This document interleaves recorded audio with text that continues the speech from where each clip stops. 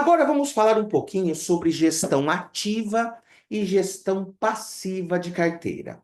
Então, ó, a gente está falando sobre gerenciamento. Uma vez que eu já apliquei o dinheiro, como que eu faço para gerenciar? Nessas primeiros blocos de aula, o que a gente viu é como que eu faço para avaliar os meus investimentos em renda fixa. Então, você usa o app da sua própria corretora, banco, ou até, se for tiver Tesouro Direto, você até pode dar uma olhada no próprio portal do investidor do Tesouro Direto para ficar avaliando como que foi o seu ativo.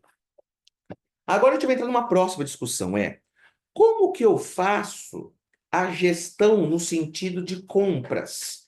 Compra, venda dos meus ativos. Eu faço isso de forma ativa ou de forma passiva? É isso que a gente vai estudar a partir de agora. O que significa a gestão ativa de uma carteira de investimentos? Ela envolve uma abordagem mais dinâmica, onde os gestores de um fundo de investimentos que faça gestão ativa, ou nós, investidores individuais, buscamos o que aparece entre aspas, e é um termo bastante comum dentro de investimentos, que é buscar bater o mercado. O que é bater o mercado?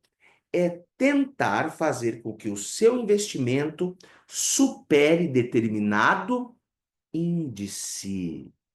Ah, Ellison, então você estava fazendo esse negócio de ficar comparando, porque isso também tem a ver com a gestão de como eu faço compra e venda.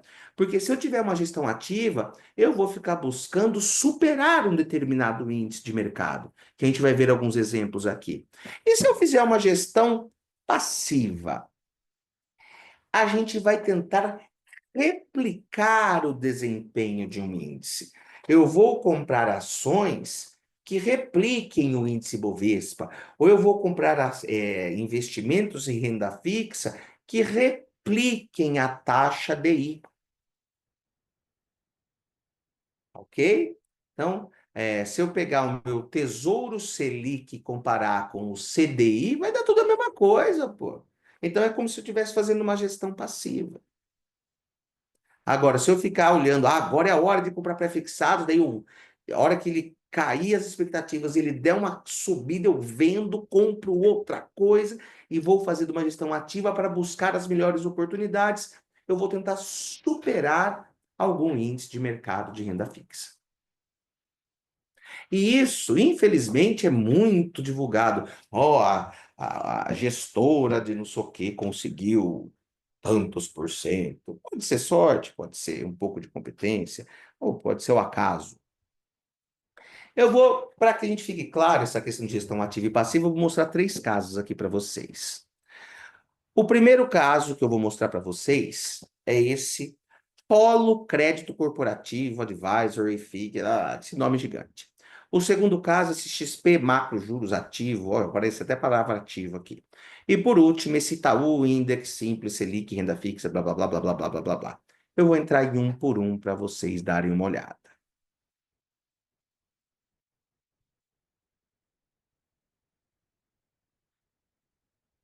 Então, o primeiro deles, esse Polo Crédito Corporativo Advisory, ele é um fundo de investimentos, tá? Ele tem um monte de coisa, a gente não está aqui para estudar fundo, mas eu queria só mostrar características. E ele fala assim: esse fundo ele tem por objetivo buscar retornos acima do CDI em ativos de renda fixa, admitindo-se estratégias com risco de juros ou de preço. O fundo tem por objetivo retornos acima do CDI. Deu para entender o que é uma gestão ativa? Eu quero tentar ganhar do CDI. Se a gente vier aqui embaixo, ele mostra um grafiquinho em que ele comprova aqui que pelo menos nos últimos 12 meses, ele tem consistentemente entregue mais retorno do que o CDI. É óbvio, óbvio, óbvio que assumindo mais riscos do que um Tesouro Selic. Óbvio que assumindo mais riscos do que um negócio que é 100% do CDI. ele tem ativos lá que são mais arriscados pela natureza. Tanto é que ele cobra 0,70% de taxa de administração, 20% do que supera o CDI, aí continua acima do CDI, porque ele investe em ativos que são mais arriscados. Se a gente conseguisse aqui, não sei se tem todo o período, desde o início, tá? Veja que aqui a gente não consegue dar zoom, que no período da pandemia, esses negócios são precificados a mercado também, deu uma bela queda, tá? Daí ele ficou abaixo do CDI nesse período pandêmico, né? Ele dá umas escorregadas de vez em quando, e se escorrega, escorrega bonito, né?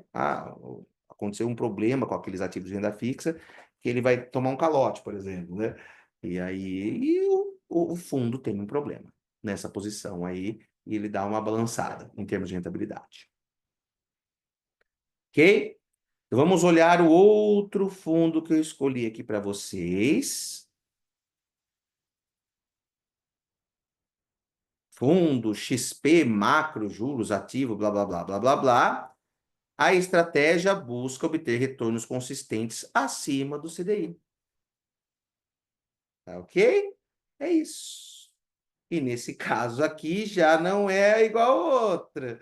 Ele foi, começou ganhando e atualmente, ó, ele está abaixo do CDI, porque as escolhas que o gestor fez foram piores, digamos assim, do que a do outro fundo. Mas talvez eles apliquem em coisas que são muito distintas também.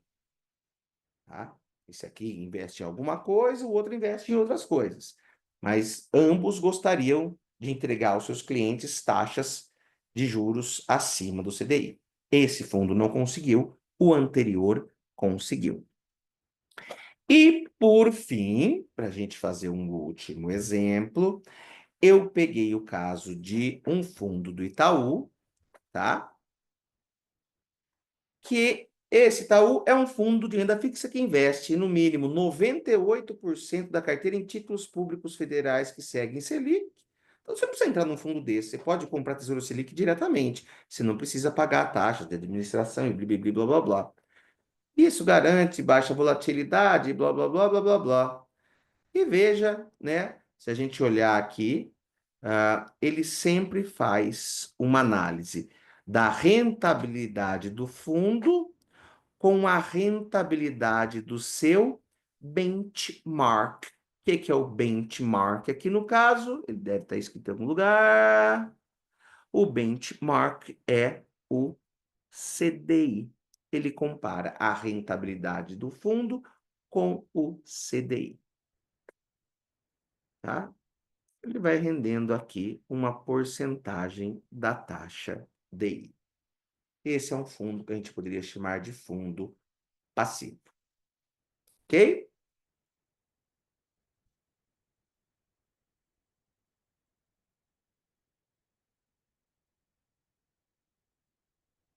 A grande questão agora vem assim, mas vale a pena fazer gestão ativa? Né? A gente ficar buscando bater o tal do mercado? Essa é a que eu quero falar. Bom, peguei uma notícia aqui, ó.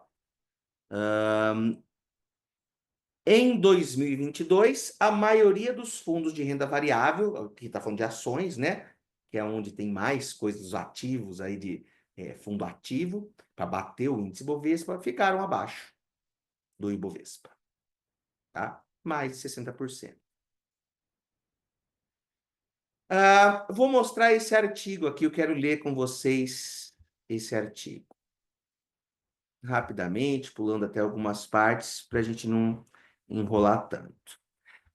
Porque ele traz palavras, linguajares, né, que a gente está aprendendo hoje. Então, o declínio dos fundos de investimentos, entenda as grandes mudanças nas estratégias dos investimentos dominantes. Então, vou pulando, só vou para as partes que nos interessam. Quando se trata de investir, os ganhos são bons, as perdas são ruins, mas como saber? Entram os índices de referência, normalmente chamados, por sua denominação em inglês, benchmark, tá?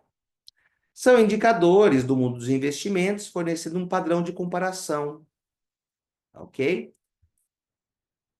E aí, pessoal, ele dá dicas, como comparar a rentabilidade, ele mostra cada fundo com qual índice da Ambima a gente pode comparar.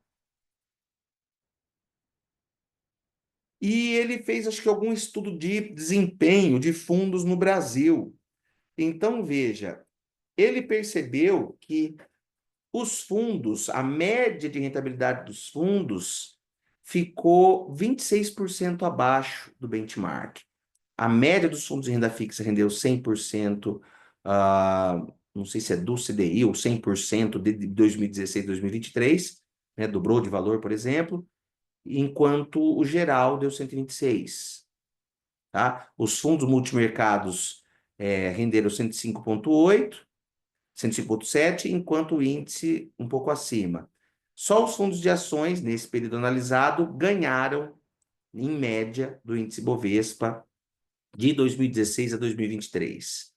E aqui depois ele apresenta mais um monte de uma classificação mais pormenorizada. Veja que muitos vermelhos aqui, tá? Em que muitos fundos acabaram perdendo do seu benchmark. Aqui, pessoal, a gente não está buscando um estudo técnico e acadêmico, mas eu estou começando a mostrar algumas evidências de que a gestão ativa, por mais inteligente e fera que forem os caras estudados, não garante que você consegue bater o mercado. Mais um aqui, ó, de 2024. Mais de 90% das gestoras não batem os índices no longo prazo, diz o CEO da Investo, tá? E eu vou deixar esse texto aqui para vocês lerem, que é o Becoming an Investor, que é um texto super bacana, que a gente fecha essa questão. Será que vale a pena gestão ativa ou passiva?